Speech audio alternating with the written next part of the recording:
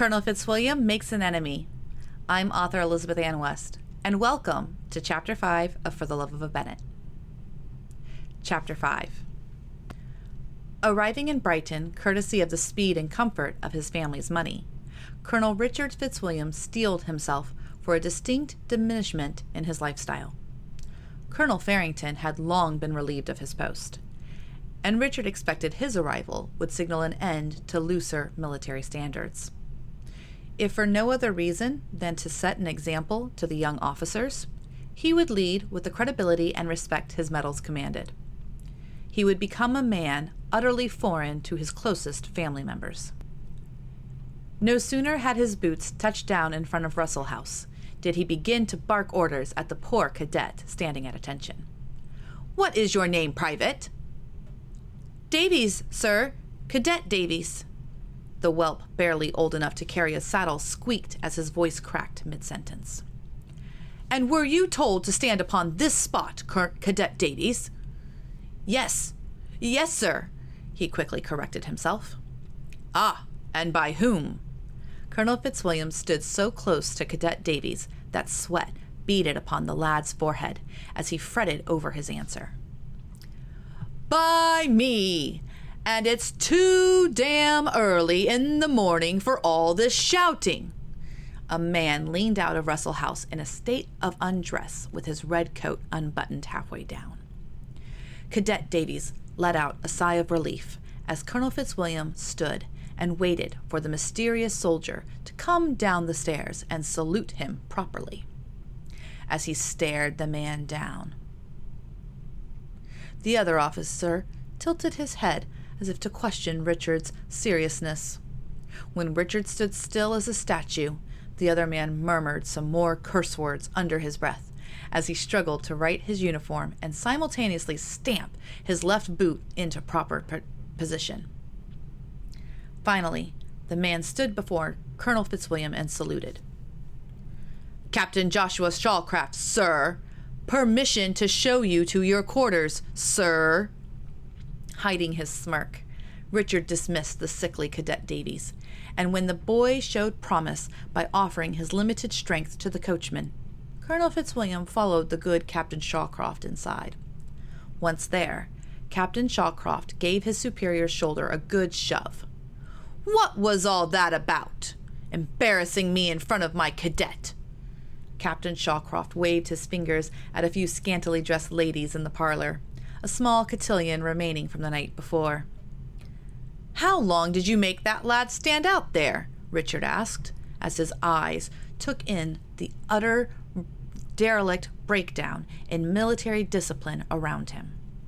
Another officer, scarcely dressed with his Roger dangling for the world to see, chased a giggling brunette towards the back of the house. The house itself had long lost the luster of the wealthy businessman who had built it. 20 years had not improved the decor, and the furnishings were particularly shabby. When not used as officer quarters, the house was likely one of ill repute, a profession that was highly accepted in the home village of the Prince Regent's dalliances with his mistresses. "It was good for him," Captain Shawcroft pronounced as he lit a cigar. "You are supposed to arrive next week," he scolded. "I come when I am summoned. The Major General was quite insistent that I come at my earliest convenience." "And who do you think suggested your talents to the Major General?" Captain Joshua Shawcroft, the heir to Baron Winmerle, expressed his displeasure that a friend from his childhood could be so dim-witted as to think his military skill brought him to the blessed assignment of soldiering by the seaside. "I pulled my charm, my wit, into making sure your name was summoned amongst the long list of lackeys vying for the position." "But there's much to clean up. Farrington was a great boy," called voices in unison from down the hall, and Richard Fitzwilliam looked incredulously at his friend from Eton College. Captain Shawcroft shrugged, then loosened the top buttons on his coat again, shooing away a young woman trying to offer her company for a bit of coin. "We had to get rid of him." Stunned that a company could frame an innocent man for their depraved distractions, Colonel Fitzwilliam suddenly felt rather in danger himself. Perhaps his initial supposition of the assignment was remiss, and he would be wise to listen to Captain Shawcroft's expectations of his new commander before expressing his unwillingness to cooperate. "As I am grossly misinformed, perhaps you should explain to me my post." Colonel Fitzwilliam took the cigar from Shawcroft's mouth and invited the shunned woman to climb up on his lap as he took a seat in the largest chair in the makeshift parlor. Shawcroft grinned. "It's simple, really. In the afternoon, we sport with the horses, yell at the men, and spend our evenings as we jolly well please," he explained, pouring the colonel a drink. Richard accepted the liquid courage as he endured the haphazard seduction of the young woman, not even remotely distracting his person. Still, he played along until he could remove them both to a bedroom and let the poor girl sleep. "And there's no obstacle to your plan?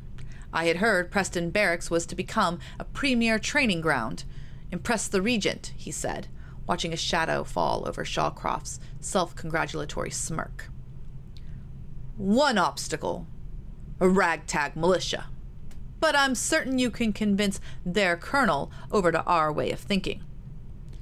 "Most assuredly. What's the unit?" Colonel Fitzwilliam asked as he held the cigar in his lips and delicately traced the woman's exposed shoulder, making her shiver at his gentleness that contrasted so greatly with the rough grasps of the other men. "Give me the roster, and I shall see if any of the names are those I can work upon," Richard said, in such a serious tone that Shawcroft didn't argue with him. As the captain sulked off to fetch the dispatches and marked letters for the commander of the unit, Richard took the opportunity to make an ally. Quietly, Richard whispered to the young woman she would be safe with him, and when he motioned he was ready, for her to show him to the bedroom assigned to Shawcroft. She smiled, eager to be of use to someone, and performed obediently as Shawcroft reappeared with a roll of papers with official seals and markings. Richard snatched the intelligence and winked at his co-conspirator. Wiggling her hips as she walked, Richard took a long puff off the cigar as both men watched her saunter. Then he handed the habit over to its original owner.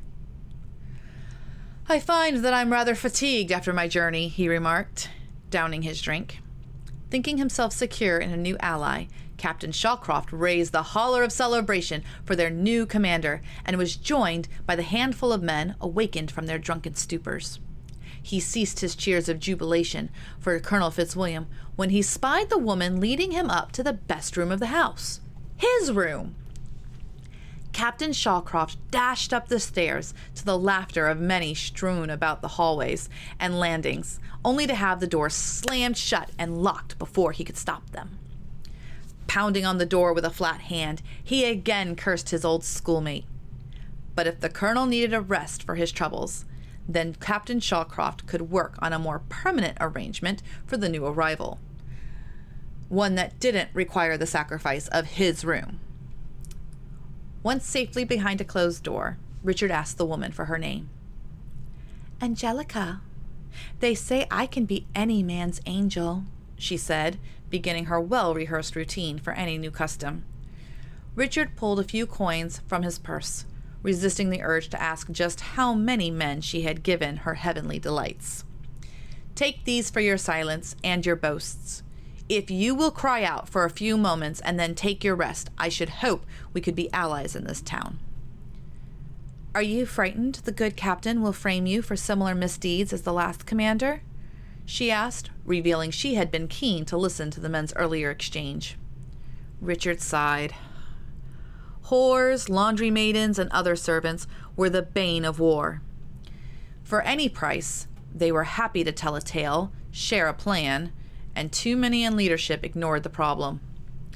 When a servant or lower-class man or woman was invisible to the officer in charge, he or she was invisible as a threat. "I'm more careful than that, but fortune favors the cautious," he said, twisting the well-known phrase for his circumstances.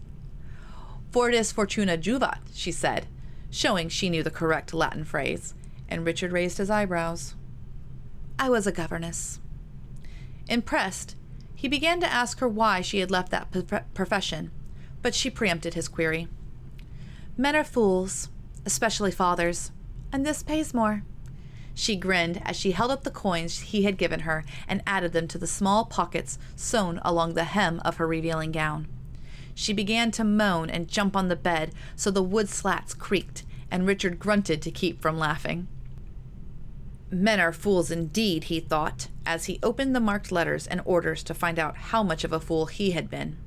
Yes, receiving the summons to Brighton had been a stroke of pride to his ego, but he had no inclination to be a puppet for Shawcroft. As he read through the missives and finally the angel in the room quieted her performance, Richard found the muster list of Colonel Forster's outfit. The roster of soldiers dated from the autumn, when the unit prepared to winter in a place called Meryton.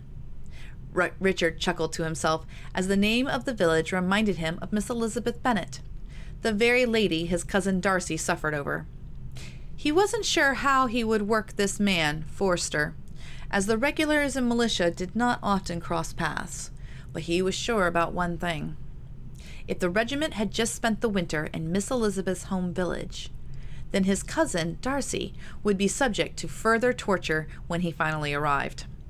He held little doubt that the officers in redcoats would have made the acquaintance of 5 eligible Bennet sisters in near proximity. Maybe he would learn if there was another reason his cousin's offer of marriage was rejected, and if it wore a red coat. Thank you for listening. This book is available on all major vendors, including paperback and ebook, on Amazon, Apple iBooks, Barnes & Noble, Google Play, and Kobo. If you enjoyed this chapter and would like to help others find it to enjoy, please consider pressing the like button or thumbs up on your device. YouTube also offers the ability to subscribe to my channel entirely for free so that you never miss a chapter posting. Finally, I am so grateful to all of the readers who purchase my books to support projects like this.